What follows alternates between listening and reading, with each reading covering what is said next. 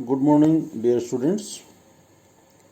आज हम चर्चा कर रहे हैं महाराजा गंगा सिंह विश्वविद्यालय में बीए पार्ट में सोशोलॉजी के BA part first paper principles of sociology और राजस्थान विश्वविद्यालय में बीए पार्ट फर्स्ट सोशोलॉजी की first paper introduction to sociology की। और आज हमने एक नया टॉपिक लिया है सामाजिक प्रक्रिया, सोशल प्रोसेस।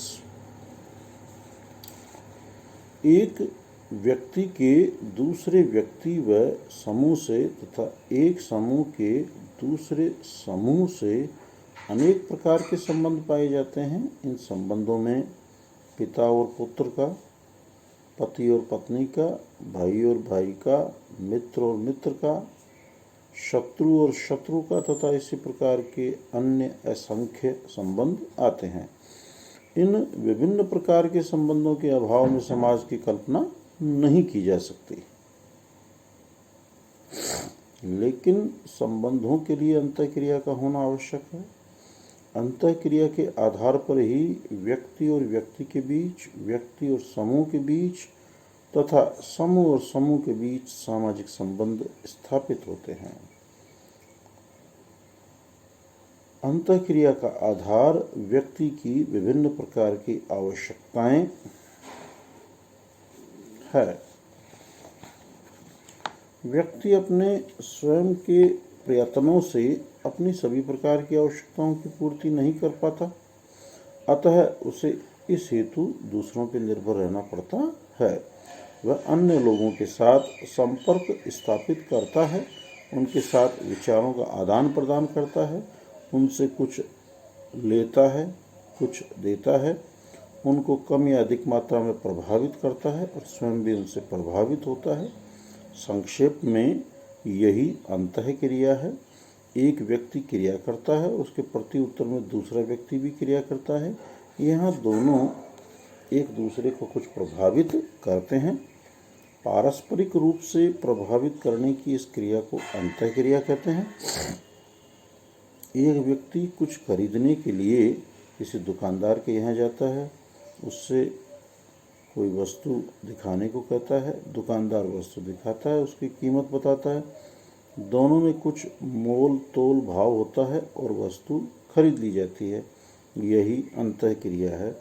विभिन्न व्यक्तियों और समूहों के बीच संबंधों का आधार अंतःक्रिया है। एक व्यक्ति या समूह की दूसरों के साथ अंतःक्रिया होती है और वह अंतःक्रिया सहयोग, संघर्ष, अनुकूलन, सात्मीकरण, प्रतिस्पर्धा आदि के रूप में हो सकती है। अंतःक्रिया के इन विभिन्न स्वरूपों को ही सामाजिक प्रक्रिया के नाम से पुकारा गया है। सामाजिक संबंधों, सामाजिक व्यवस्था और स्वयं समाज को भली भांति समझने के लिए अंतःक्रिया के इन प्रमुख स्वरूपों को समझना आवश्यक है। सबसे पहले हम यहाँ आपसे अंतःक्रिया की बात करेंगे कि सामाजिक अंतःक्रिया क्या होती है।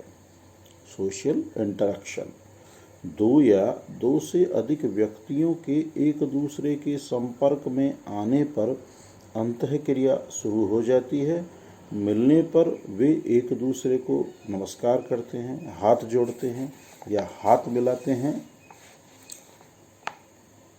कुशलता का समाचार पूछते हैं, भाव, भाषा, हाव भाव, मुख मुद्रा, प्रतीक आदि के माध्यम से विचारों या भावों का आदान प्रदान करते हैं और वे एक दूसरे को प्रभावित करते हैं। इससे दोनों के व्यवहार में थोड़ा बहुत परिवर्तन हो जाता है। इसे अंतःक्रिया कहा जाता है। एक व्यक्ति द्वारा की जाने वाली क्रिया दूसरे के लिए उत्तेजना के रूप में कार्य करती है और दूसरा उस क्रिया का विशेष अर्थ लगाकर प्रत्युत्तर के रूप में जो क्रिया करता है उसे अनुक्रिया, रेस्पॉन्स कहते हैं। अंतःक्रिया के लिए उत्तेजना और अनुक्रिया दोनों का होना आवश्यक है। सामाजिक अंतःक्रिया के लिए दो या दो से अधिक व्यक्तियों का होना भी आवश्यक है। इसका कारण यह है कि सामाजिक अंतःक्रिया व्यक्तियों या समूहों के बीच ही हो सकती है। अंतःक्रिया दो पक्षीय प्रक्रिया है जिसमें दोनों पक्षों का कम या अधिक मात्रा में एक दूसरे को प्रभावित करना आवश्यक है। सामाजिक अंतःक्रिया को परिभाषित करते हुए एल्ड्रिज और मेरिल ने लिखा है कि सामाजिक अंतःक्रिया वह सामान्य प्रक्रिया है जिसके द्वारा दो या दो से अधिक व्यक्तियों में अर्थपूर्ण संपर्क स्थापित होता है, जिसके फलस्वरूप उनका व्यवहार परिवर्तित हो जाता है, चाहे वह कितना ही कम क्यों न हो। इसी प्रकार ग्रीन ने परिभाषित करते हुए कहा है, व्यक्ति और समूह अपनी समस्याओं के समाधान तथा अपने उद्देश्यों की प्राप्ति के लिए एक दूसरे पर जो पारस्परिक प्रभाव डालते हैं, उन्हीं पारस्परिक प्रभावों को सामाजिक अंतःक्रिया कहते हैं। डॉसन और गैटिस ने सामाजिक अंतःक्रिया को परिभाषित करते हुए कहा है कि सामाजिक अंतःक्रिया एक प्रक्रिया है जिसके द्वारा मनुष्य एक दूसरे के मस्तिष्क में प्रविष्ट होते हैं। विद्वानों ने पारस्परिक रूप से सामाजिक अंतःक्रिया को समझाने का प्रयास किया है। सामाजिक अंतःक्रिया का तात्पर्य व्यक्तियों या समूह के बीच पाए जाने वाले प्रकार्यात्मक या कार्यशील संबंधों से है।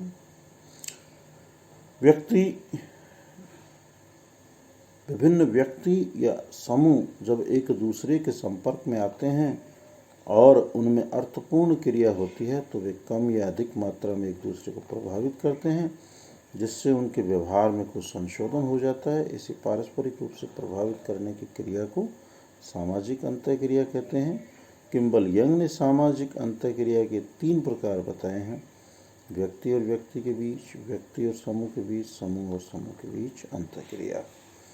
सामाजिक अंतःक्रिया का महत्व स्पष्ट करते हुए सदरलैंड ने लिखा है कि यद्यपि समाजशास्त्रीय विश्लेषण प्रमुख रूप से संस्कृति, व्यक्तित्व, सामाजिक संबंधों, सामाजिक संरचना और इसी प्रकार के मुख्य विषयों से संबंधित है, परंतु समाजशास्त्र का सबसे आधारभूत संबंध सामाजिक अंतःक्रियाओं से है। सामाजिक अंतःक्रिया का महत्व इसी बात से स्पष्ट है कि समाज का जन्म इन्हीं के फलस्वरूप होता है।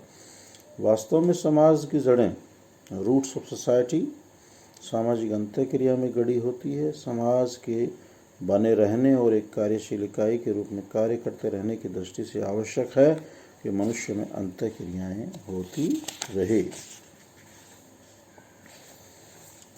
सामाजिक अंतःक्रिया की जहाँ तक दिशाओं का प्रश्न है, तो सामाजिक अंतःक्रिया के लिए 2 आधारभूत दिशाओं का होना आवश्यक है। इनके अभाव में सामाजिक अंतःक्रिया नहीं हो सकती। ये दशाएं हैं सामाजिक संपर्क, सोशल कॉन्टैक्ट और संचार।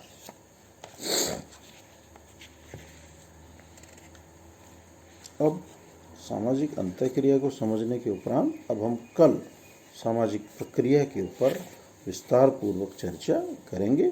सामाजिक प्रक्रिया, जिसे कि हम सरल शब्दों में कह सकते हैं कि सामाजिक जीवन में सदैव बनी रहने वाली और साथ ही परस्पर सामाजिक संबंधों का वह क्रम जो एक विशिष्ट परिणाम या परिवर्तन को जन्म देता है, इसकी अब हम कल विस्तार पूर्वक चर्चा करेंगे।